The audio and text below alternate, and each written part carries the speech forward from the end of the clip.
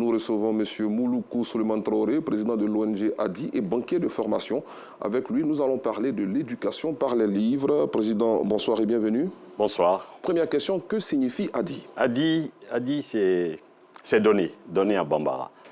Et cet acronyme renferme en lui Agboville Development Initiative, au départ. Et lorsque nous avons voulu enregistrer cette association aux États-Unis, les Américains nous ont dit, écoutez, si vous voulez avoir la chance de recevoir des dons d'autres donateurs, il faut ouvrir un peu, parce que Agboville, vous nous avez expliqué que c'est une ville en Côte d'Ivoire, ça ferait que vous serez limité dans les dons que vous allez recevoir. Alors pourquoi vous ne changez pas le nom? Puisqu'on tenait à garder Adi, qui pour nous c'est le don, c'est donner, Adman en Bambara, on a changé Agboville par Actions.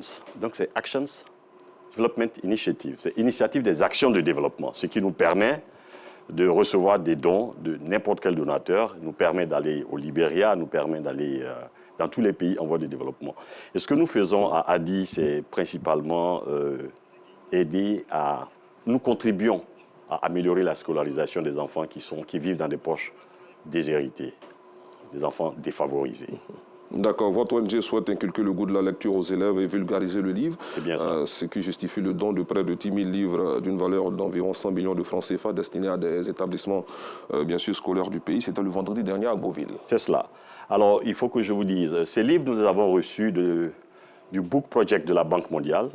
Pourquoi la Banque mondiale? Parce que moi-même, j'y ai travaillé. Je travaillais dans le groupe de la Banque mondiale pendant un peu moins de 20 ans.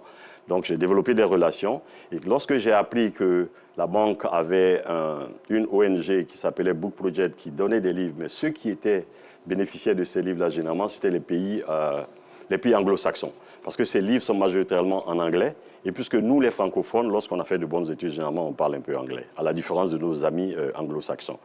Alors, c'est ainsi que je leur ai dit, ah non, nous, on est intéressés. Et ça nous a pris 2 années de négociation, de 2022 à 2024. Et nous avons eu ce gros lot, un container de 20 pieds, contenant à peu près 12 000 livres et ouvrages scolaires et universitaires. Nous avons commencé à les distribuer depuis quelques mois. On peut le dire, hein, votre tâche ne semble pas facile dans un monde dominé par les nouvelles technologies. Alors, comment comptez-vous mener votre mission afin d'atteindre vos objectifs? C'est vrai, c'est un challenge, c'est un défi. Nous le voyons un peu partout, les enfants sont plus attirés par les smartphones, par les tablettes et tout. Mais lorsque vous regardez ce qui se passe, j'en veux pour preuve ce qui s'est passé en Côte d'Ivoire. Je crois que le ministre de l'Éducation a demandé qu'on reparte à la dictée. Tout à fait. Nous avons fait de bonnes études grâce à tout cela. La lecture est au centre du développement humain de tout individu. Et nous avons compris, et des études ont été faites, il y a des recherches qui ont été faites qui disent qu'il y a une corrélation directe entre les résultats académiques et un enfant qui lit. Donc, à partir de là, et puis nous-mêmes, nous avons fait notre propre expérience.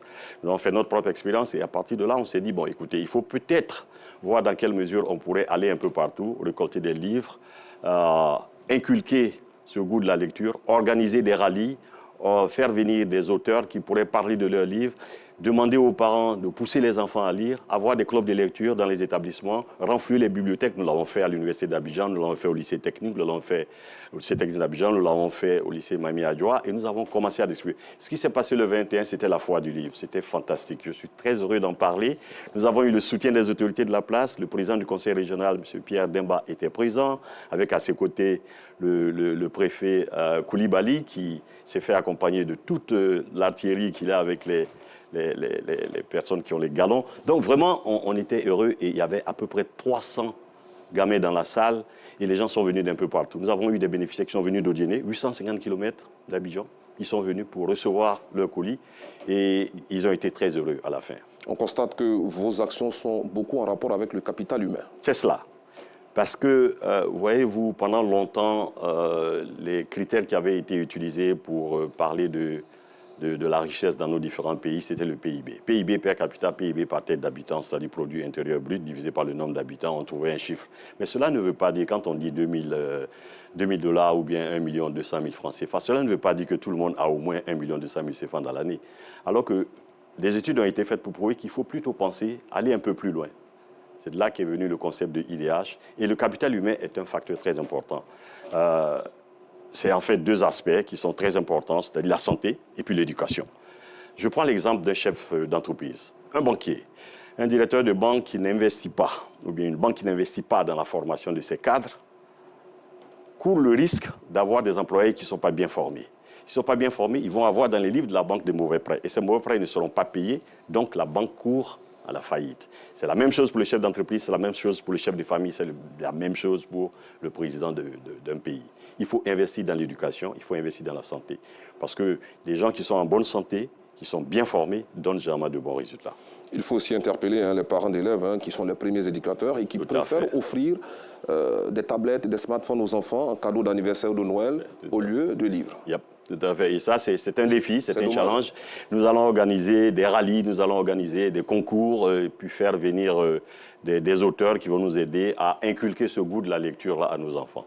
Et je pense que c'est possible. C'est possible. D'accord. Un appel à lancer. Un appel à lancer. Je voudrais demander à tous nos parents, les responsables d'établissements, de faire en sorte qu'il y ait des bibliothèques, à défaut de bibliothèques, qu'il y ait des clubs de lecture pour inciter, inculquer ce goût de la lecture à nos enfants, à nos apprenants. D'accord. Merci beaucoup, M. Moluku Souleymane Traoré. Je rappelle que vous êtes banquier de formation. C'est quoi cet amour pour le livre? Écoutez, en fait, c'est un peu plus compliqué que ça, parce que je suis le fils d'un instituteur. D'accord.